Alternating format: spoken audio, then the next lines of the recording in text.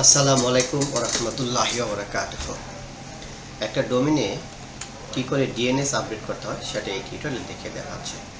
আমরা প্রথমে ডোমেইন সেকশনে যাব, গিয়ে আমাদের কাঙ্ক্ষিত ডোমেইনটাকে খুঁজব, ক্লিক করব, তারপরে নিচে দেখতে পাবো change the name servers your domain points two.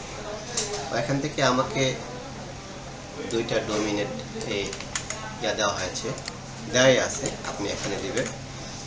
এবং আপনাকে যদি এটা হচ্ছে আপনার ক্লাউড প্লেয়ারের ডিএনএস, অথবা আপনি যে হোস্টিং থেকে হোস্টিং কিনবেন তারা হোস্টিংয়ে ডিএনএস দেবে, সেখান থেকে এটা আপডেট করে চেঞ্জ নেম সার্ভার। তো ডোমেইনে নেম সার্ভারগুলো এভাবে আপডেট করতে হয়। ধন্যবাদ। আরেকটা জিনিস বলে রাখা ভালো, যে ডিএনএস যখন আপডেট করবেন সেটা আপডেট হতে একটু সময় লাগে, আপ টু 48 ঘন্টা পর্যন্ত সময় নেয়।